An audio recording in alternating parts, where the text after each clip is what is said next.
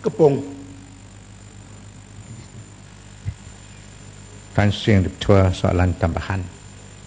Bolehkah Yang Berhormat itu memberitahu kepada Dewan Yang Mulia ini bilangan pakar gempa bumi di negara ini, dan juga apakah peruntukan yang diperlukan untuk membuat persiapan bagi menghadapi kawasan-kawasan yang berisiko?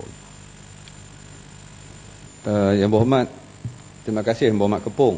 Yang saya katakan tadi, kita dah ada jawatan kuasa kerja kepakaran pelbagai bidang. Sama ada kita bekerjasama dengan engineers, Institute of Engineers, kepakaran mereka dalam melihat dari segi bentuk bangunan, dan kepakaran-kepakaran universiti yang saya katakan tadi, kita bekerjasama misalnya dalam mengkaji untuk menyiapkan bangunan dan juga pembangunan mechanization yang kita ada. Contohnya melalui MOSTI kita telah memberi dana untuk membuat research melalui Dr. Lau Ziliang daripada USM misalnya, telah diberi dana untuk membuat kajian berkaitan dengan determination of tsunami force on structures. Kalau berlaku ombak yang besar, apakah struktur-struktur bangunan dan jambatan ataupun apa saja kemudahan awam yang ada di sini akan terjejas ataupun tidak. Dan kita membuat kajian, membayai USM melalui Dr. Lau Ziliang untuk membuat kajian ini. Begitu juga Profesor Azlan bin Adnan yang terlibat untuk membuat daripada UTM untuk membuat new seismic hazard map for Malaysia National Annex in Eurocode 8, dan juga construction cost implication for building and bridges. Begitu juga Profesor Azlan bin Adnan, development of low cost seismo accelerometer for ground motion and structural damage detection. Ini untuk membuat peralatan untuk mengesan kejadian gempa bumi yang sesuai untuk digunakan di Malaysia. Profesor Dr. Azmi bin Ibrahim daripada UiTM membuat classification of bridge pier and the site based on its dynamic characteristic dengan izin.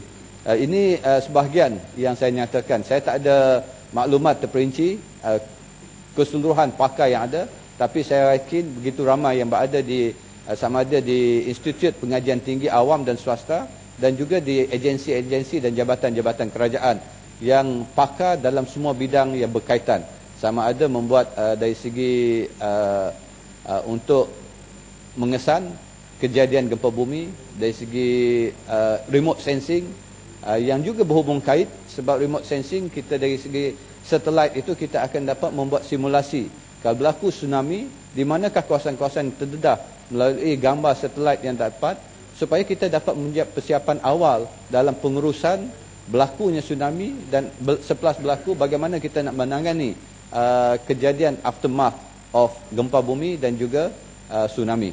Ini juga kepakar-pakar dalam bidang pengurusan keselamatan awam dan juga dari segi komunikasi dan keseluruhan yang saya katakan tadi. Sebab itu 5 jawatan kuasa yang telah ditubuhkan ini adalah kumpulan-kumpulan pakar yang mengkaji setiap bidang yang kita perincikan tadi. Terima kasih Yang Berhormat. Tan Sri, boleh mohon satu soalan tambahan? Ustaz, singkat. Ya, baik. Saya nak tanya Yang Berhormat, tahap ketahanannya skala bernombor berapa ya gempa bumi ya, di mana bangunan-bangunan tinggi kita yang sedia ada ini boleh dalam keadaan yang tidak terganggu ya.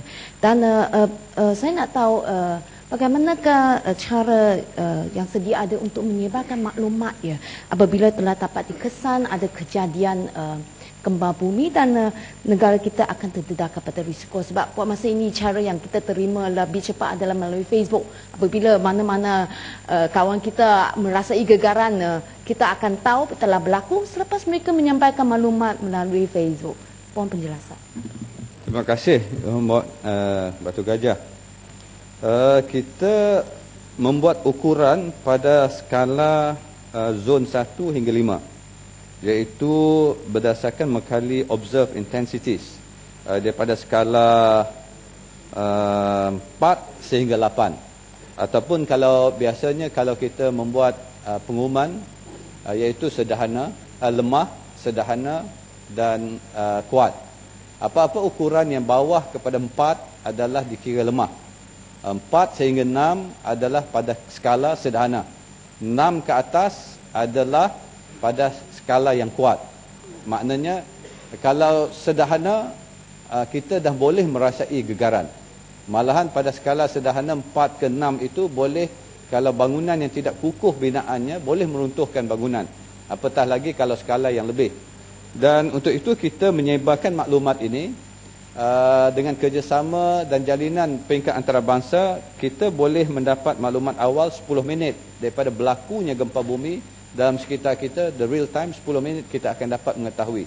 Dan dengan itu kita akan mengantarkan maklumat ini sama ada melalui SMS, faksimili, laman sesawang JMM, Facebook, Twitter, radio, televisyen, akhbar, termasuk juga akhbar elektronik untuk makluman awam.